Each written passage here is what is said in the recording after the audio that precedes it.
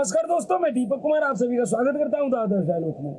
दोस्तों, अभी बिहार के उप मुख्यमंत्री तेजस्वी प्रसाद यादव बिहार में चल रही जातिगत जनगणना को जायज ठहराने के लिए एक बहुत बड़ा बयान दिया है। खास करके बिहार की युवाओं को उन्होंने बताने की कोशिश किया है कि अगर बिहार में जातिगत जनगणना हो जाती है तो उसके बाद हम बिहार के युवाओं को प्राइवेट सेक्टर में, यानी कि बिहार में जो प्राइवेट लिमिटेड कंपनियां हैं उसमें हम आरक्षण लागू करेंगे। तो आज हम बात करेंगे तेजस्वी प्रसाद यादव के उसी झूठे वादे के ऊपर कि बिहार में कितनी प्राइवेट कंपनियां हैं और कितनी प्राइवेट कंपनियां थी और अब उन प्राइवेट कंपनियों का क्या हाल है, जिन प्राइवेट कंपनियों में तेजस्वी यादव आरक्षण देने की बात कर रहा है। क्योंकि अभी अभी इसी महीने के 28 तारीख को बिहार में एक ऐसी प्राइवेट कंपनी नीलाम होने जा रही है जिन कंपनियों के माध्यम से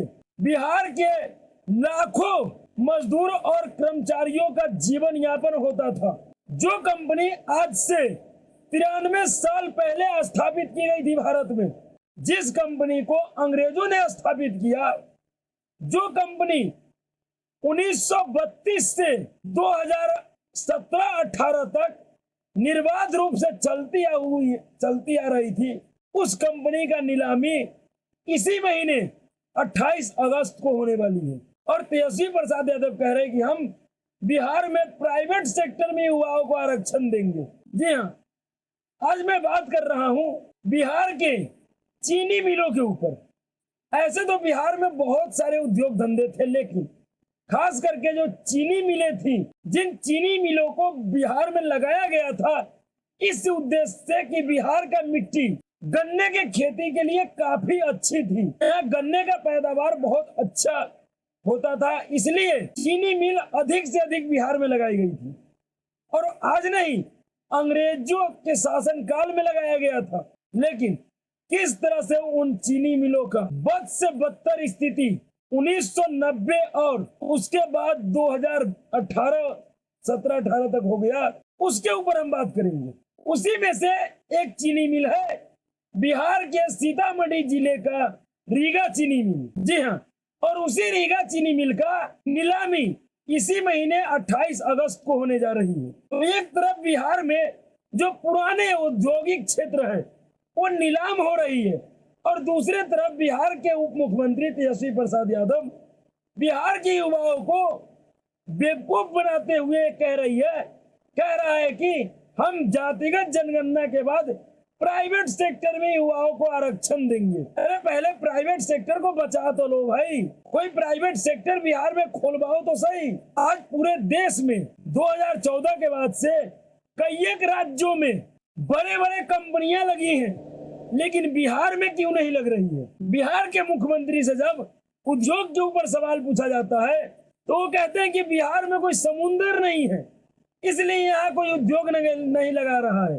अरे ये क्यों नहीं कह रहे हो कि बिहार में जो कानून व्यवस्था 1990 में शुरू हुआ, बदला हुआ कानून व्यवस्था अब तक भी तुम लोग कंट्रोल नहीं कर पा रहे हो, उस कानून व्यवस्था को अभी भी तुम सही नहीं कर पा रहे हो, और जिसकी वजह से बिहार में कोई प्राइवेट सेक्टर या कोई प्राइवेट कंपनी नहीं लग पा रही है। और जो छोटी मोटी कंपनियां आ भी रही है उसको भी बिहार सरकार सही सुविधा नहीं मुहैया करवा रही है। बिहार में बिजली की समस्या इतनी भयावह है कि 12 से 15 घंटों तक की बिजली कटौती हो रही है और उप मुख्यमंत्री कह रहे हैं कि हम बिहार के युवाओं को प्राइवेट सेक्टर में आरक्षण देंगे।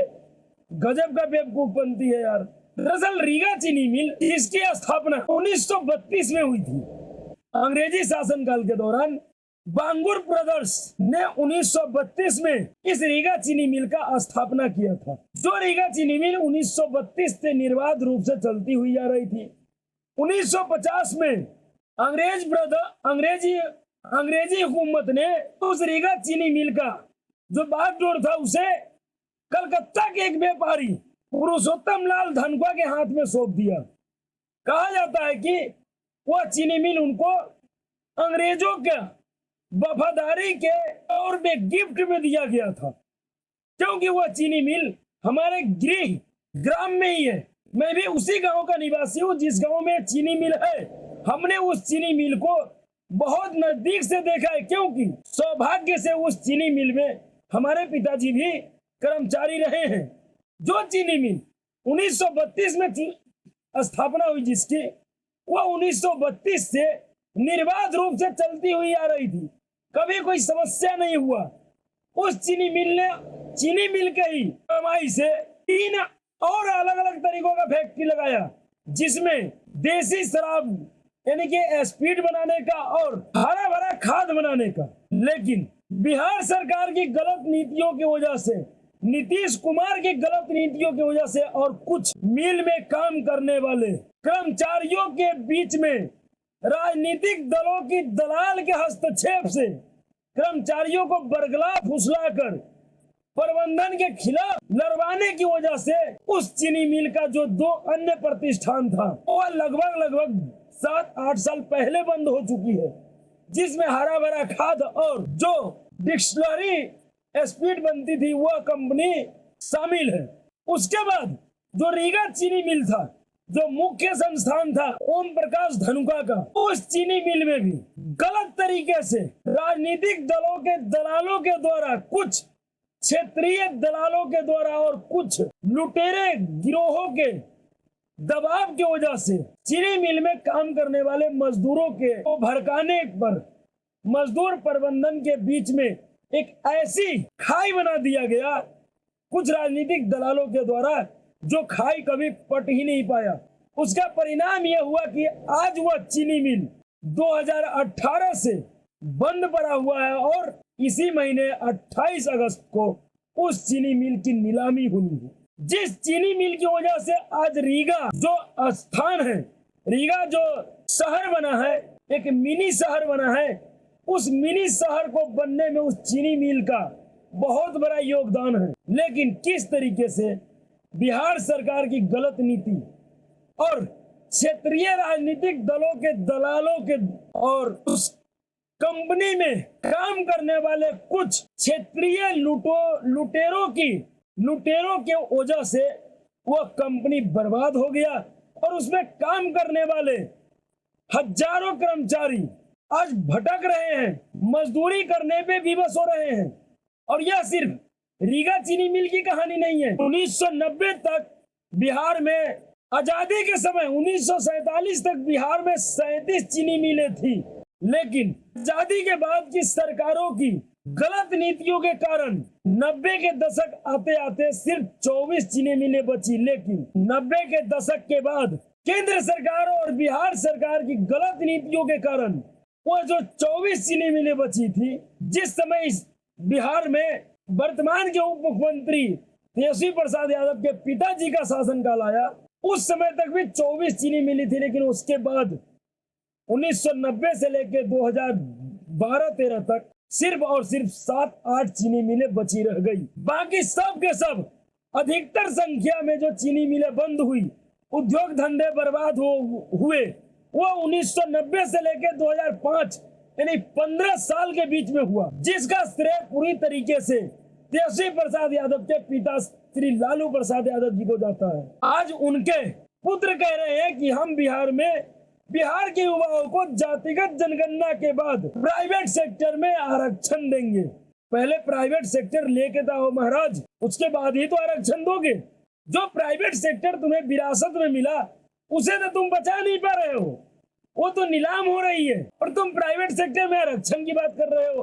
अरे किसे बेवकूफ बना रहे हो? जातिवाद के जहर बेचने वाले लोग बिहार के जागरूक युवाओं को आरक्षण के नाम पे बरगलाना कब छोड़ोगे? अब बिहार की युवा बरगलान अब तुम्हारे बरगलापन में नहीं आने वाला है, क्योंकि बिहार को युवाओं को पता है कि जब तक बिहार में आरजेडी जैसी पार्टी है और जातिवाद का जहर बेचने वाले नेता है, तब तक बिहार में कोई भी कंपनी नहीं लग सकता है, नहीं बिहार के लोगों को बिहार में कोई अच्छे रोजगार का अवसर मिलेगा।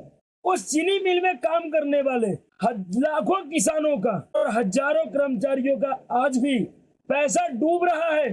कोई मीडिया वाला भी जाता है, कोई पत्रकार भी जाता है तो किसानों का दुख तो सुना देता है, लेकिन जिन कर्मचारियों का पैसा डूब रहा है उनके लिए कोई विचार विमर्श नहीं है, उनके ऊपर किसी का कोई ध्यान नहीं है। इन कर्मचारियों ने अपने खून पसीने की मेहनत से उस कंपनी को 93 सालों तक चलाया, उस कर्मचारियों का जो पैसा आज फंसा हुआ है उसके ऊपर तो कोई विचार ही नहीं हो रहा है, कोई विमर्श ही नहीं हो रहा है। उनका पैसा कैसे मिलेगा इसका कोई प्लान बिहार सरकार के पास नहीं है। लेकिन इनको चुनाव जीतना है, अपने इस जातिवादी जहर को बेचना है, इसलिए यह जातिगत आरक्षण को जायज ठहराने के लिए बिहार के युवाओं को बरगला रहा है और कह रहा है कि हम तुम्हें प्राइवेट सेक्टर में आरक्षण देंगे। लेकिन अब इस तरह का झूठ और मक्कारेपन की राजनीति नहीं चलने वाला है। इन जैसे जातिवादी जहर बेचने वाले नेताओं को आज बिहार के युवाओं को चाहिए कि इनको मुंहतोड़ जवाब दे, इनके हर एक झूठ को पर्दाफाश करें, क्योंकि यह आपके पूर्वजों के भविष्य से खिलवाड़ करते करते आपके बच्चों के भविष्य से भी खिलवाड़ करने का प्रयास कर रहा है। इसलिए बिहार के लोगों को आवाज उठाना चाहिए, पूछना चाहिए सरकार से कि भाई बिहार में कौन सी कंपनी है जिसमें तुम हमें आरक्षण दोगे। तो अभी के लिए इतना ही। अगर आपको वीडियो अच्छा लगा, वीडियो को लाइक कीजिए, शेयर कीजिए और चैनल को सब्सक्राइब कीजिए। नमस्कार।